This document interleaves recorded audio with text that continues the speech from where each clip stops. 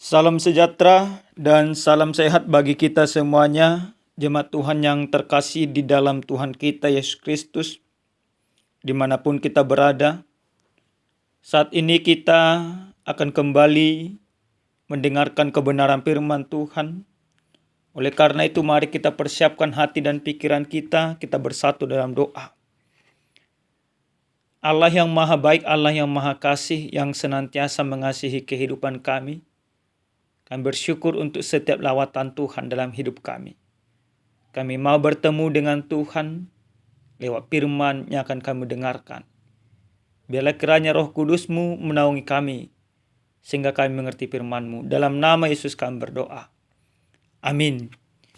Jemaat Tuhan yang terkasih di dalam Tuhan kita Yesus Kristus, adapun kebenaran firman Tuhan yang menyapa kita pada saat ini tertulis dalam kitab Keluaran pasal 34 ayat 29 sampai ayat yang ke-35. Mari kita baca, saya akan membacakannya dalam Alkitab terjemahan baru yang kedua. Demikian kebenaran firman Tuhan. Lalu Musa turun dari gunung Sinai dengan kedua loh hukum di tangannya. Ketika turun dari gunung itu, ia tidak menyadari bahwa kulit wajahnya bercahaya, oleh karena ia telah berbicara dengan Tuhan. Ketika Harun dan semua orang Israel melihat Musa, tampaklah kulit wajahnya bercahaya, sehingga mereka takut mendekati dia. Tetapi ketika Musa memanggil mereka, Harun dan semua pemimpin jemaah berbalik kepadanya, dan Musa berbicara kepada mereka. Sesudah itu seluruh orang Israel datang mendekat. Lalu Musa menyampaikan segala perintah yang difirmankan Tuhan kepadanya di gunung Sinai. Setelah Musa selesai berbicara dengan mereka, ia mengenakan selubung pada wajahnya. Tetapi setiap kali Musa masuk menghadap Tuhan untuk berbicara dengan dia, ia menanggalkan selubung itu sampai ia keluar. Ketika ia keluar dan menyampaikan kepada orang Israel apa yang diperintahkan kepadanya, orang Israel melihat wajah Musa dengan kulit wajahnya yang bercahaya. Lalu ia kembali mengenakan selubung pada wajahnya sampai ia masuk menghadap Tuhan untuk berbicara dengan dia. Demikian pembacaan kebenaran firman Tuhan. Bapak Ibu yang terkasih di dalam Tuhan kita Yesus Kristus, pasti kita di dalam hidup ini punya pengalaman masing-masing pribadi, yaitu bertemu dengan Tuhan atau merasakan kehadiran Tuhan di dalam kehidupan kita.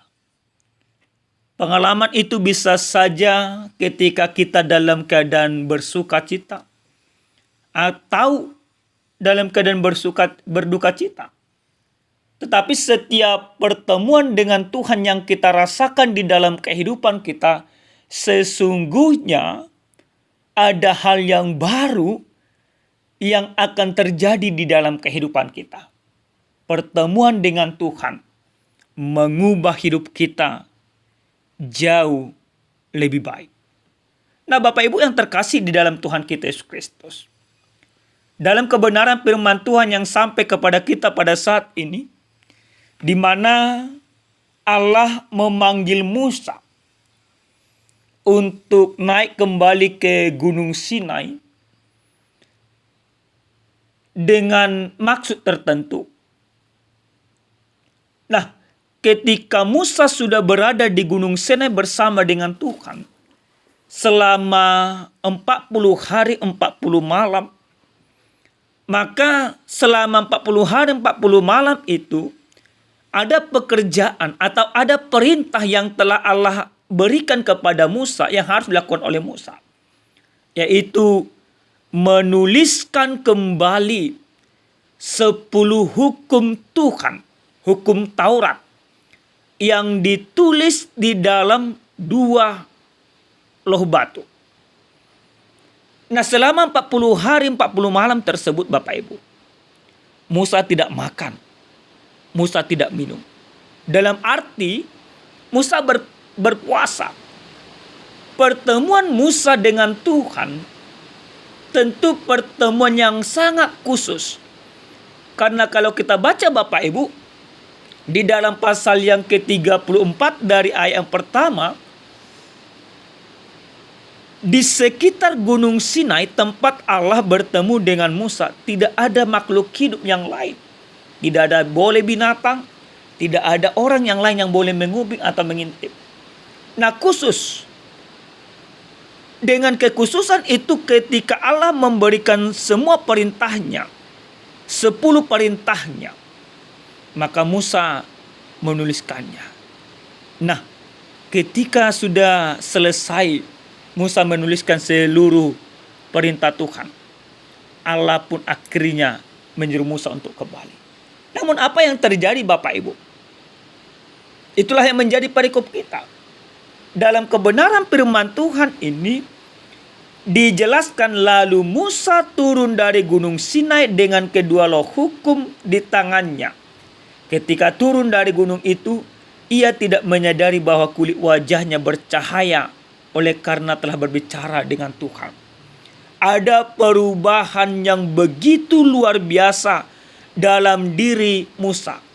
Pertemuannya dengan Allah membuat Musa berubah, membuat kemuliaan Allah benar-benar melingkupi seluruh kehidupan Musa.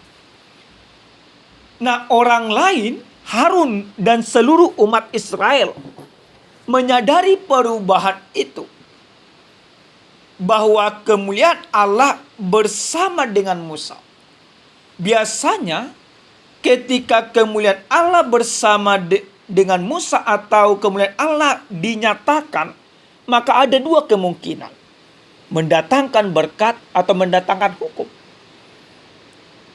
Yang terjadi Bapak Ibu, ketika Harun dan semuanya melihat kemuliaan Tuhan ada di dalam diri Musa, mereka ketakutan. Mereka gentar. Kenapa mereka gentar? Karena mereka punya pengalaman pada saat itu, di mana dua loh batu yang pertama yang dituliskan oleh Allah, yang dibawa turun oleh Musa dari Gunung Sinai, sama-sama 40 hari. Tapi Musa turun pada saat itu, loh batu yang pertama itu, Musa melihat kehidupan orang Israel menyembah kepada patung lembu emas. Musa marah, menghukum, mencampakkan kedua loh batu itu dan membinasakan banyak orang Israel pada saat itu. Nah, kesalahan yang pernah terjadi yang dipelopori oleh seorang Harun beserta dengan orang-orang Israel pada saat itu membuat Harun dan orang Israel yang lain ketakutan. Jangan-jangan hal itu terjadi. Namun apa yang terjadi Bapak Ibu? Musa akhirnya memanggil Harun dan semua orang Israel dan memberikan perintah itu kepada mereka. Perintah yang diterima Musa yaitu diberikan kepada orang Israel supaya mereka lakukan. Nah, Bapak Ibu yang Tuhan kasihi di dalam Tuhan kita Yesus Kristus, setiap kali Musa bertemu dengan Harun dan seluruh orang Israel, Musa selalu mengenakan kain menutupi wajahnya supaya orang Israel jangan ketakutan, supaya orang Israel jangan gentar. Jadi Musa menutupi wajahnya. Tapi ketika Musa bertemu dengan Allah, seluruh selubung wajahnya itu dibuka. Karena bagi Allah tidak ada yang terselubung. Pertemuan dengan Allah sesungguhnya pertemuan yang penuh dengan keterbukaan dan kejujuran di dalam kekudusan Allah itu sendiri. Nah, Bapak Ibu yang Tuhan kasihi di dalam Tuhan kita Yesus Kristus, dalam minggu Estomihi, yang artinya jadilah bagi gunung batu tempat perlindungan, sebuah nyanyian memasuki Prapaskah. Dalam minggu Estomihi ini kita diberikan sebuah tema yang sangat menarik, menyatakan cahaya kemuliaan Tuhan. Bagaimana orang yang percaya di dalam minggu Estomihi ini mampu menyatakan kuasa Tuhan di dalam kehidupannya.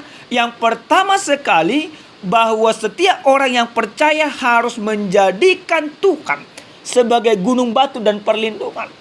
Menjadikan Tuhan sebagai tempat pengaduan di dalam kehidupan. Menyerahkan seluruh hidup kita hanya kepada Allah.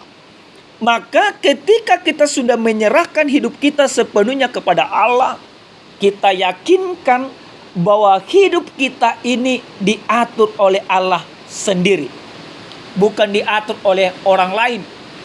Bukan dikondisikan oleh orang lain. Tapi harus dikondisikan oleh Allah itu sendiri.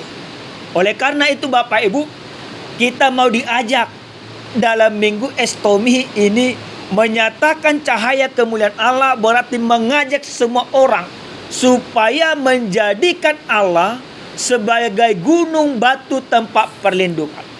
Itu yang pertama. Yang kedua Bapak Ibu yang terkasih di dalam Tuhan kita Yesus Kristus, kita harus jujur. Kita tidak akan pernah menerima cahaya kemuliaan Allah kalau kita hidup di dalam dosa. Kalau kita hidup di dalam kemunafikan, kalau kita hidup di dalam kesombongan. Maka inilah saatnya Bapak Ibu yang Tuhan kasihi, supaya kita buang seluruh selubung-selubung keberdosaan di dalam kehidupan kita. Selubung kesombongan, selubung kemarahan, selubung iri hati, kebencian, dendam, amarah, dan lain sebagainya. Dosa itu membuat kita terselubung sehingga kita tidak pernah melihat kemuliaan Allah. Maka di dalam Yesus Kristus, lewat pengorbanan Yesus Kristus, lewat kematiannya di kayu salib, maka selubung itu dihancurkan, dirontokkan, dimusnahkan. Selubung keberdosaan itu telah dihancurkan oleh Yesus. Maka yang terjadi adalah cahaya kemuliaan Kristus itu senantiasa menaungi kita. Kalau Musa, dia selama 40 hari 40 malam, dia bertemu dengan Allah, sehingga cahaya kemuliaan Allah menyinari kehidupannya, wajahnya bersinar. Maka kita tentu Bapak Ibu, kita bertemu terus menerus di dalam kehidupan kita dengan Kristus itu sendiri. Maka roh daripada Kristus atau Kristus itu sendirilah yang menaungi kehidupan kita. Jadi pancaran yang harus kita pancarkan di dalam kehidupan adalah pancaran Kristus itu sendiri Bapak Ibu. Jadi coba masing-masing berefleksi sejenak. Apakah wajah kita memancarkan cahaya kemuliaan Kristus yang penuh dengan kasih dan kelemah lembutan, atau wajah kita penuh dengan kemarahan, penuh dengan kebencian? Melihat suami marah, melihat istri marah, melihat anak-anak marah, melihat orang tua marah.